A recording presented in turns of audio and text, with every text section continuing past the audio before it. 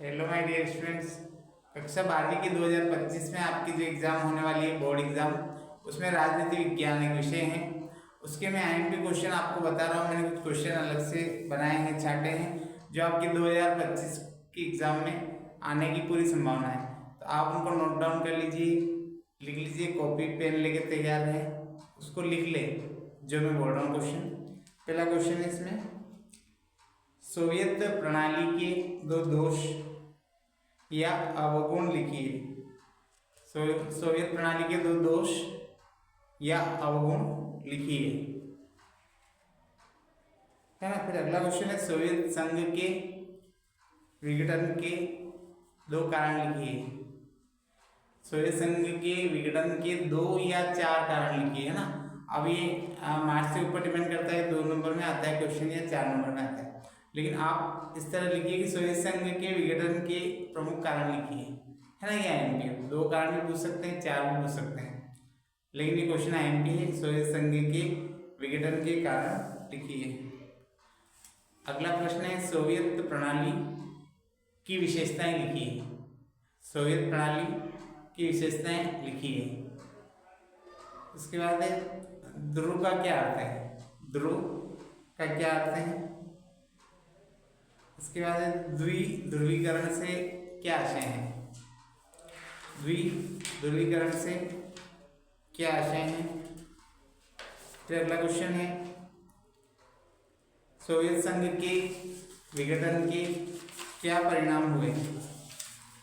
Soviet संघ के विघटन के क्या परिणाम हुए। इसके बाद अगला क्वेश्चन लिखिए, शॉक थेरेपी।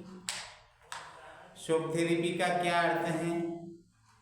शॉक थेरेपी का क्या अर्थ है। अगला प्रश्न है, शॉक थेरेपी के परिणाम लिखिए। शॉक थेरेपी के परिणाम लिखिए।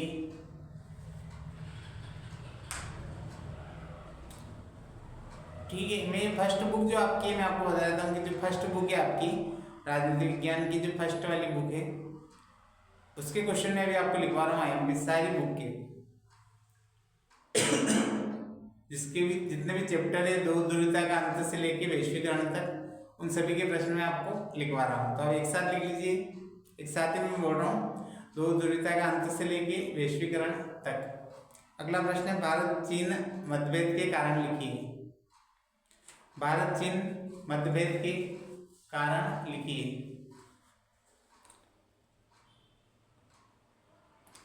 उसके बाद क्षेत्रीय संगठन को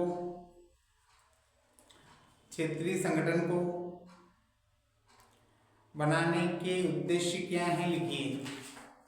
क्षेत्रीय संगठन को बनाने के उद्देश्य क्या है लिखिए। इसके बाद अगला है, आसियान का पूरा नाम लिखिए। आसियान का पूरा नाम लिखिए। अगला है, आसियान के उद्देश्य लिखिए। आसियान के उद्देश्य लिखिए। फिर ये आसियान संगठन क्या है। आसियान संगठन क्या है, इसके स्वरूप को समझाइए। आसियान संगठन क्या है, इसके स्वरूप को समझाइए। अगला प्रश्न है, पाकिस्तान के लोकतंत्रीकरण में कौन कौन सी कठिनाइयाँ अथवा बाधाएं हैं। पाकिस्तान के लोकतंत्रीकरण में कौन कौन सी कठिनाइयाँ अथवा बाधाएं हैं। इसके बाद अगला, यूरोपीय संघ अथवा यूरोपीय यूनियन के उद्देश्य लिखिए। यूरोपीय संघ अथवा यूरोपीय यूनियन, है ना, यूनियन को ही हिंदी में संघ बोला जाता है। तो यूरोपीय संघ अथवा यूरोपीय यूनियन के कोई 2 उद्देश्य लिखिए। इसके बाद अगला है, अल कायदा पर एक टिप्पणी लिखिए। अल कायदा पर एक टिप्पणी लिखिए। अगला क्वेश्चन है, आसियान के कार्य लिखिए। आसियान के कार्य लिखिए। आसियान के कार्य लिखिए। इसके बाद अगला है, मैं सारे चैप्टर के एक साथ लिखवा रहा हूँ, ध्यान रखना है ना, एक ही चैप्टर के नहीं है। फर्स्ट बुक के जितने भी चैप्टर्स आपके बनते हैं सबके एक साथ लिखवा रहा हूँ। लिमिटेड क्वेश्चन है, बहुत ज़्यादा नहीं, तो आप लिख लीजिए एक साथ। फिर अगला क्वेश्चन है, दक्षिण एशिया क्षेत्र की 4 विशेषताएं लिखिए। दक्षिण एशिया क्षेत्र की 4 विशेषताएं लिखिए।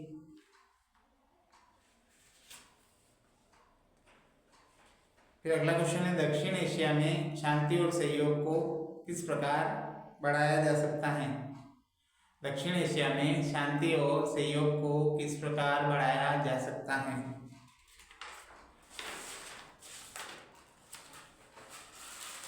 फिर अगला प्रश्न लिखिए, ताशकंद समझौता क्या है, इसकी 2 शर्तें लिखिए।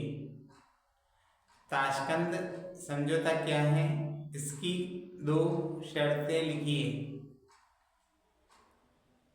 अगला है, शिमला समझौता क्या है, इसकी 2 शर्तें लिखिए।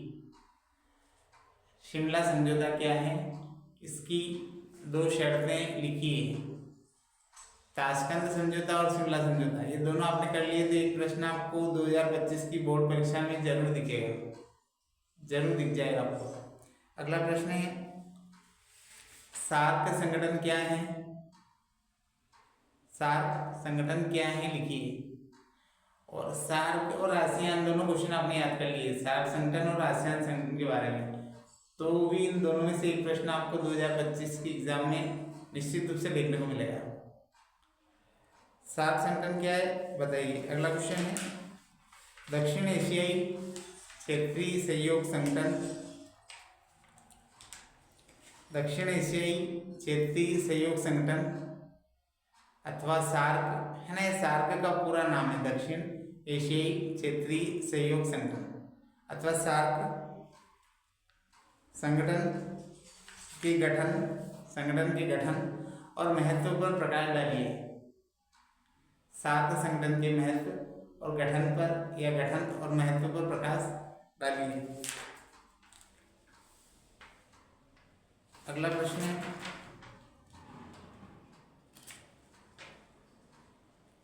भारत और बांग्लादेश के बीच तनाव के प्रमुख कारण लिखिए। भारत और बांग्लादेश के बीच तनाव के प्रमुख कारण लिखिए। फिर अगला क्वेश्चन है, संयुक्त राष्ट्र संघ के प्रमुख उद्देश्य लिखिए। संयुक्त राष्ट्र संघ के प्रमुख उद्देश्य लिखिए।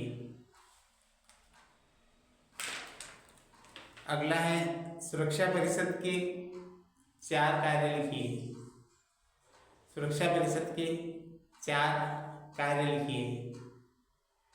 संयुक्त राष्ट्र संघ के उद्देश्य या सुरक्षा परिषद के 4 कार्य, इन दोनों में से भी एक प्रश्न आपको 2025 की 12वीं की बोर्ड परीक्षा में देखने को मिलेगा।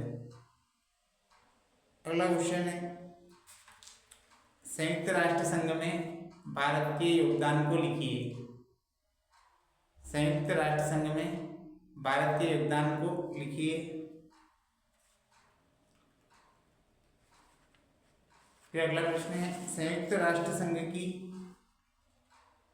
वीटो शक्ति।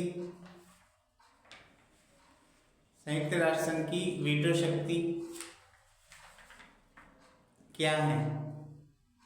संयुक्त राष्ट्र संघ की वीटो शक्ति क्या है, और इसके अथवा में लिखना निषेधाधिकार क्या है ना। वीटो शक्ति इंग्लिश वर्ड है, इंग्लिश हिंदी में इसको बोलते हैं निषेध अधिकार। निषेधाधिकार का क्या अर्थ है, अथवा में लिखना है निषेधाधिकार का क्या अर्थ है।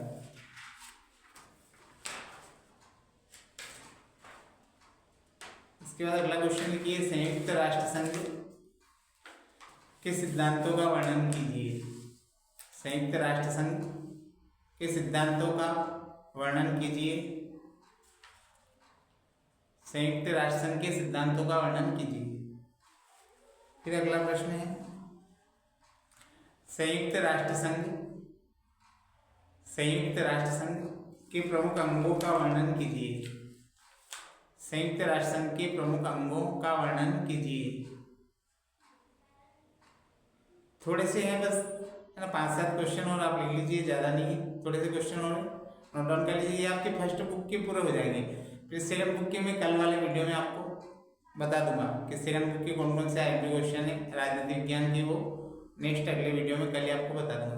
तो फर्स्ट बुक के भी आप लिख लीजिए, बस ज़्यादा नहीं बचे हैं, थोड़े से। परंपरागत और अपरंपरागत सुरक्षा में क्या अंतर है? परंपरागत और अपरंपरागत सुरक्षा में क्या अंतर है? अगला है सुरक्षा का क्या अर्थ है? अगला क्वेश्चन है सुरक्षा का क्या अर्थ है? फिर अगला है किसी देश के लिए आंतरिक सुरक्षा होना क्यों आवश्यक है? किसी देश के लिए आंतरिक सुरक्षा होना क्यों आवश्यक है? फिर अगला है निःशस्त्रीकरण। निःशस्त्रीकरण की असफलता के 4 कारण लिखिए। निःशस्त्रीकरण की असफलता के 4 कारण लिखिए। अगला है शक्ति संतुलन क्या है? शक्ति संतुलन क्या है? कोई देश इसे कैसे कायम रख सकता है? शक्ति संतुलन क्या है? कोई देश इसे कैसे कायम रख सकता है? अगला है सैन्य गठबंधन। सैन्य गठबंधन अथवा सैनिक गठबंधन के उद्देश्य लिखिए। सैन्य गठबंधन अथवा सैनिक गठबंधन के उद्देश्य लिखिए। अगला प्रश्न है पर्यावरण किसे कहते हैं? पर्यावरण किसे कहते हैं? फिर अगला है वनों से होने वाले लाभ लिखिए। वनों से होने वाले लाभ लिखिए। अथवा में लिखिए प्राकृतिक वनों। प्राकृतिक वनों, वन वैसे भी प्राकृतिक ही होते हैं ना, तो एक ही बात है। प्राकृतिक वनों से होने वाले लाभ लिखिए।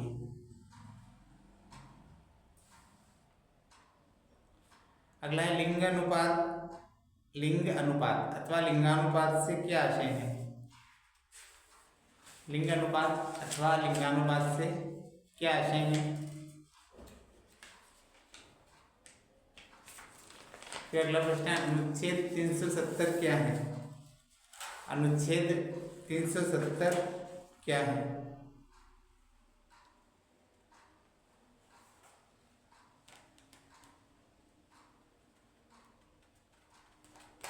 ठीक है। अगला लिखिए भूमिपुत्र से आप क्या समझते हैं? भूमिपुत्र से आप क्या समझते हैं? अथवा धरतीपुत्र से आप क्या समझते हैं? अथवा धरतीपुत्र से आप क्या समझते हैं?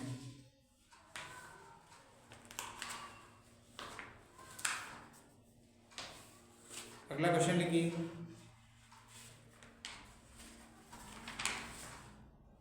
वैश्वीकरण का क्या अर्थ है? वैश्वीकरण का क्या अर्थ है? अगला है वैश्वीकरण की विशेषताएं लिखिए। वैश्वीकरण की विशेषताएं लिखिए। फिर है वैश्वीकरण से होने वाले लाभ। वैश्वीकरण से होने वाले लाभ लिखिए। इसके बाद है वैश्वीकरण से होने वाली हानियां लिखिए। वैश्वीकरण से होने वाली हानियां लिखिए। और ये लास्ट प्रश्न है आपकी फर्स्ट बुक के सारे हो जाएंगे आपके। लास्ट प्रश्न है वैश्वीकरण के उदय के 2 कारण लिखिए। वैश्वीकरण के उदय के 2 कारण लिखिए। ये मैंने स्पेशल आपके देखो नोट्स बना के व्यवस्थित रूप से छांटे हैं जो आईएमपी प्रश्न हैं, तो अच्छी तरीके से इनको याद कर लीजिएगा। तो 2025 की परीक्षा में आपको इस सब्जेक्ट में निश्चित रूप से लाभ होगा।